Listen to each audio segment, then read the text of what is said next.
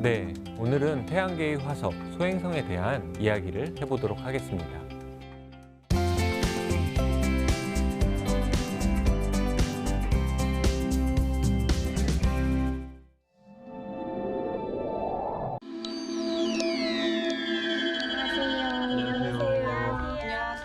안녕하세요. 한국천문연구원에서 온 김명진이라고 합니다.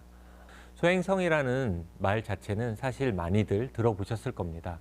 하지만 실제로 소행성이 뭔지 이렇게 제대로 한번 검색을 해보면 소행성은 태양계 소천체 중에서 표면의 가스나 먼지에 의한 활동성이 보이지 않는 천체를 말한다.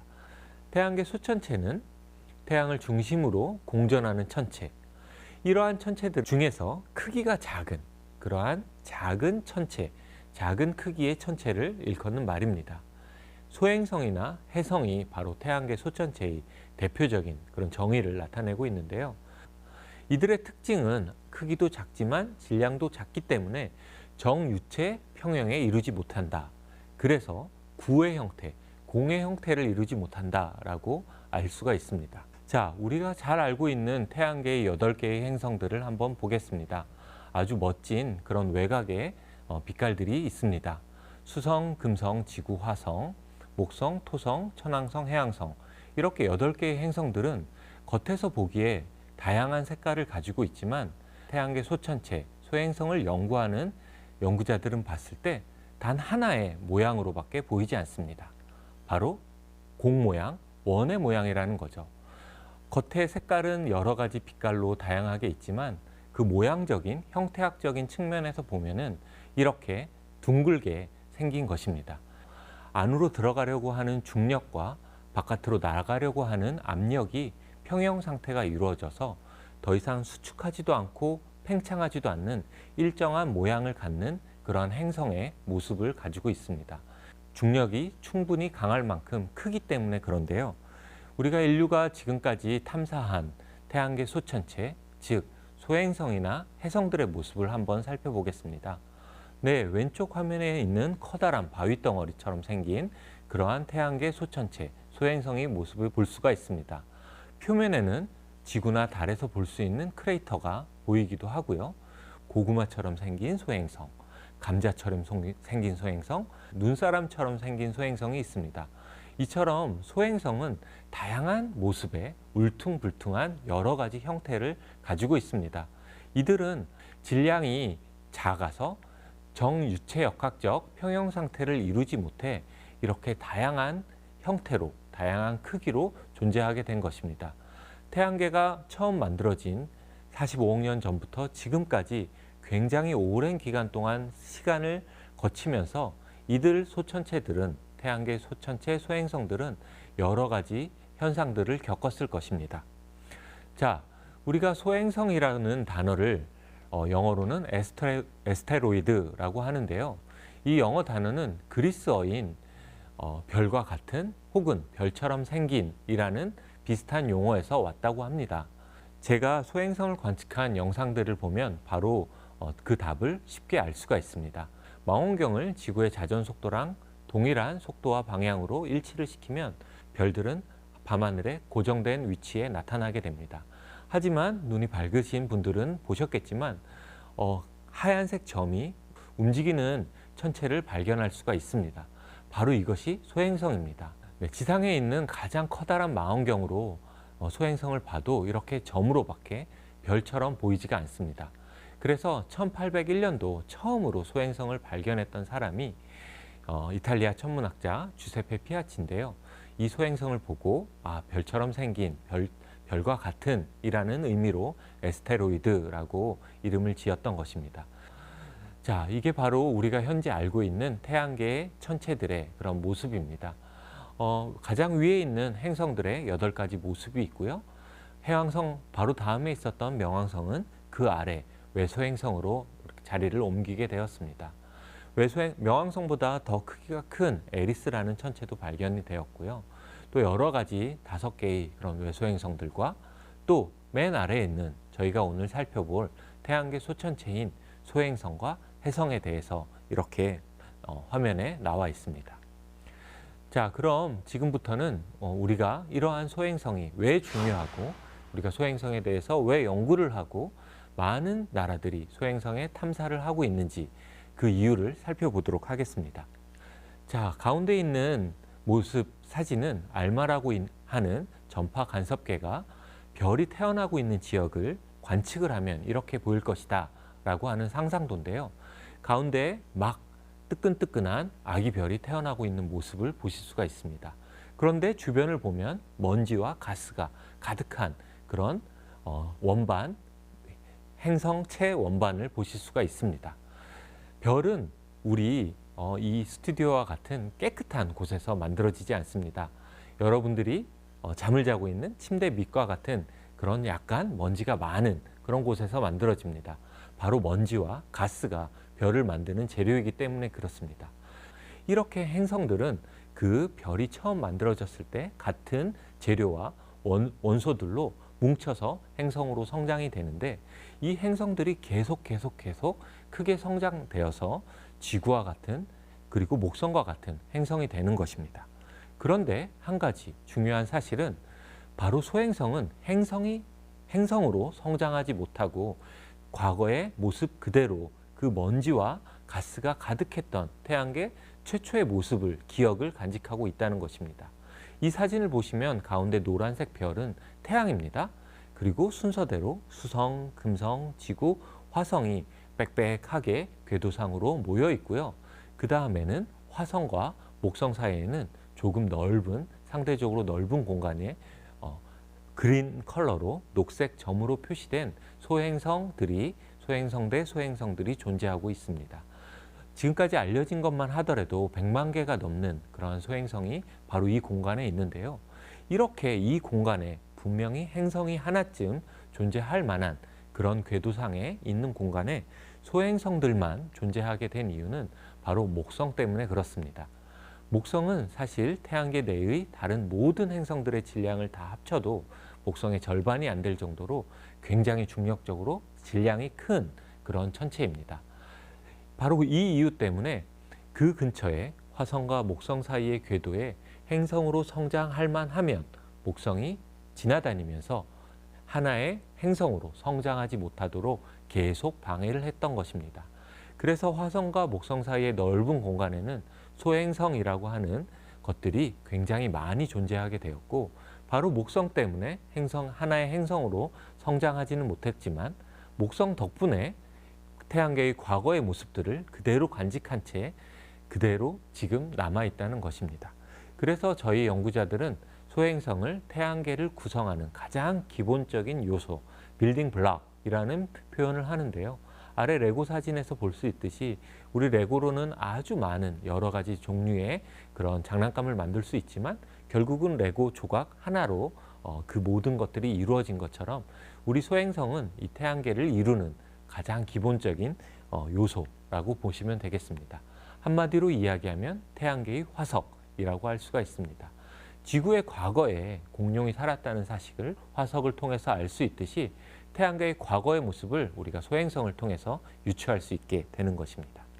몇 해 전에 우리나라 진주 지방에 커다란 운석이 떨어져서 그 연대를 조사를 해보니 무려 지구보다 오래된 태양계 최초의 물질을 함유하고 있다는 사실을 우리가 알게 되었고요.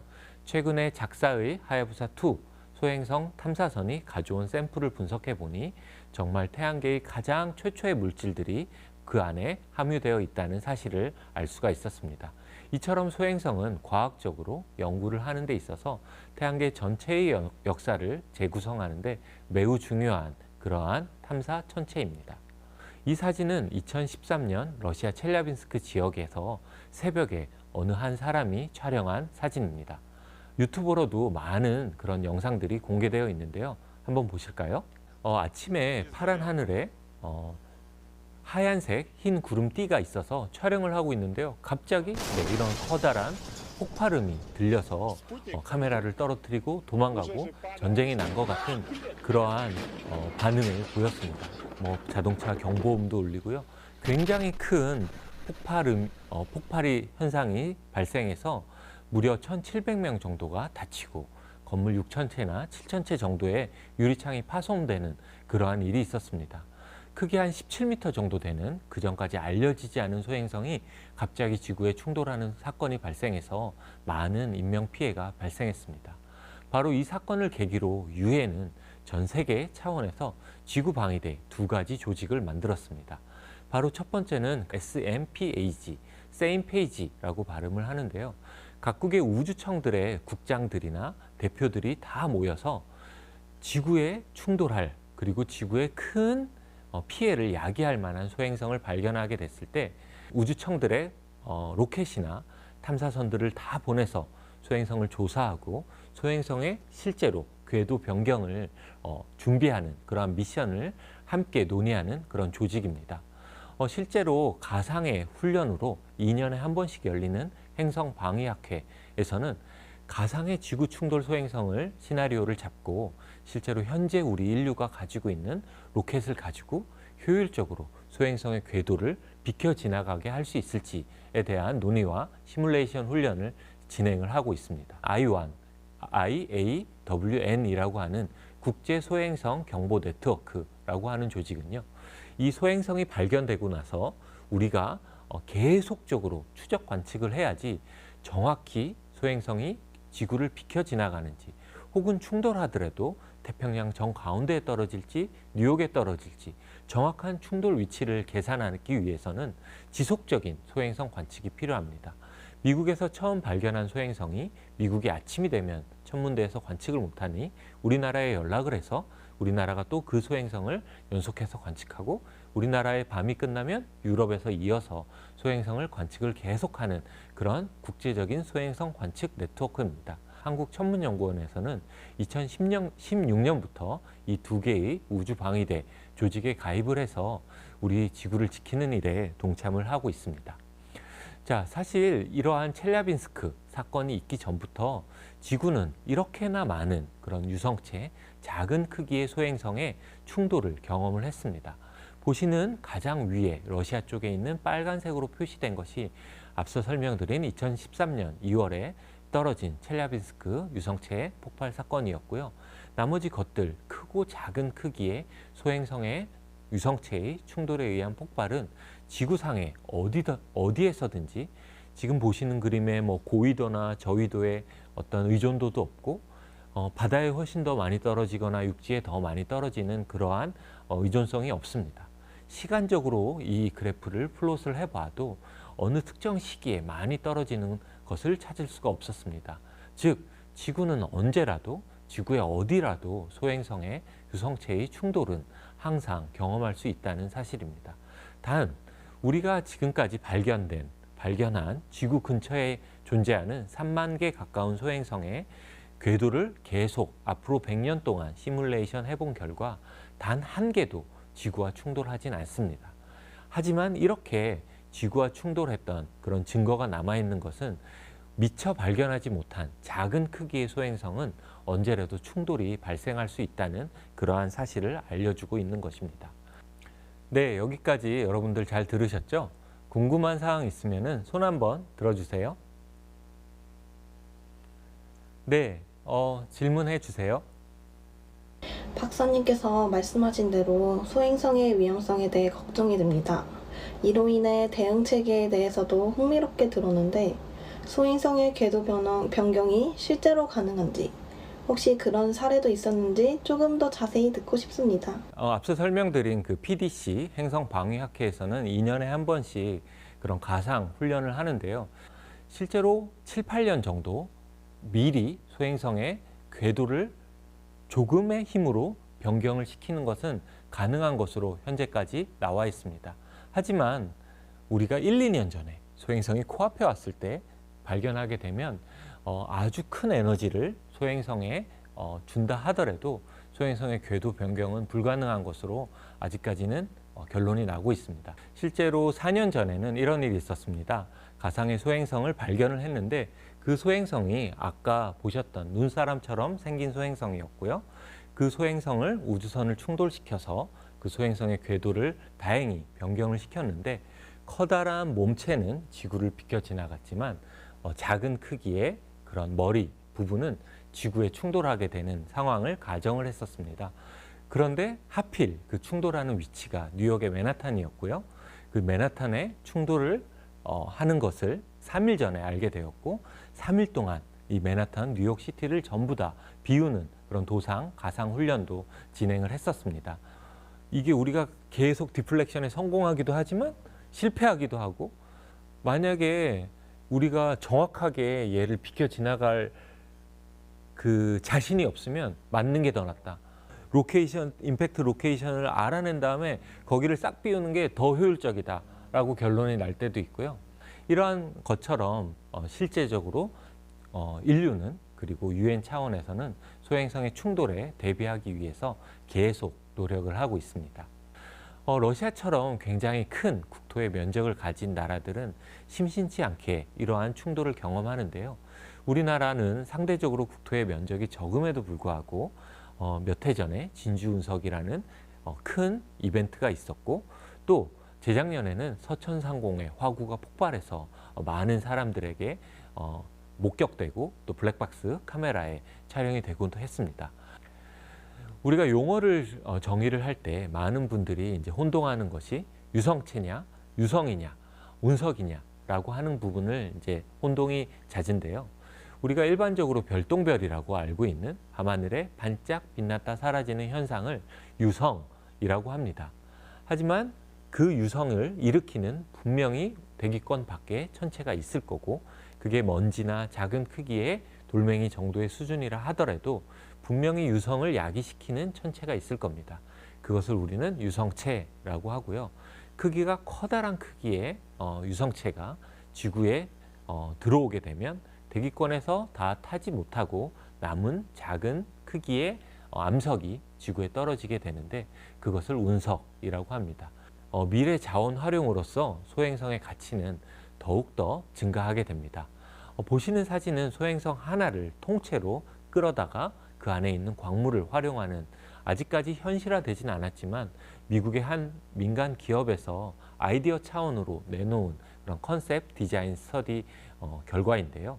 이런 작은 크기의 소행성에 지구 전체가 가지고 있는 히토류의 10배, 20배 수준이 아니라 100배, 1000배의 그런 매장량이 있다는 그런 보고가 된 적이 있습니다. 몇 해 전의 뉴스에서는 한 500m 정도 되는 소행성의 가치가 무려 5.4 트릴리언 US 달러라고 해서 우리나라 돈으로 환산하면 정말 말도 안 되는 크기의 그런 가치를 가지고 있는 소행성이 발견되기도 하였습니다. 유럽의 작은 나라죠. 룩셈부르크라고 하는 나라는 이 소행성의 미래 자원으로서의 가치를 높이 평가하고 소행성에서 광물을 캐오려는 시도를 그 나라 전체의 미래 사업으로 생각을 하고 집중해서 투자를 하고 있습니다. 이 우주에서 그 미래를 보고 투자를 하기 시작했다는 점입니다. 우리가 잘 뉴스를 통해서 들은 작사의 일본의 우주 미션 하야부사2 임무 그리고 나사의 오시리스 렉스호는 이미 소행성의 샘플을 채취해서 지구로 귀환하고 있고요. 루시 탐사선은 이미 발사를 했고 사이키라는 미션은 또 추후에 발사 예정에 있습니다. 이처럼 많은 나라들이 소행성의 그런 탐사를 두고 가치를 높이 평가하고 탐사를 하려고 하고 있고요. 한국천문연구원에서도 이 아포피스라고 하는 소행성의 탐사를 추진하는 그런 계획을 세웠었습니다. 물론 여러 가지 이유 때문에 그것이 무산되기는 했지만 우리 천문연구원에서는 이제 좌절하지 않고 이번 실패를 발판 삼아서 또 다른 소행성에 그렇게 도전하려는 계획을 세우고 있습니다. 네, 또 궁금하신 분 손 한번 들어보실까요? 네, 또 질문해 주세요. 우리나라도 이와 같이 소행성 탐사에 관한 연구를 진행하고 있을 것 같은데 구체적으로 듣고 싶습니다. 우리가 새로운 소행성을 찾아서 그 소행성을 탐사하려는 그런 스터디를 다시 시작을 했고요. 조만간 여러분들께 구체적인 그런 미션 계획에 대해서 발표를 드릴 거고요. 정부의 중장기 계획을 살펴보면 2030년도에는 일본이나 미국처럼 소행성에서 시료를 채취해오는 그런 샘플 귀환 미션을 준비를 하고 있습니다. 지금까지 태양계의 화석 소행성이라는 주제로 강연을 들으셨는데요. 이처럼 다양한 모습 그리고 여러 가지 재밌는 그런 소행성 연구를 저와 함께 진행해 보면 참 좋을 것 같습니다. 네, 이상 오늘 강의를 마치도록 하겠습니다. 감사합니다.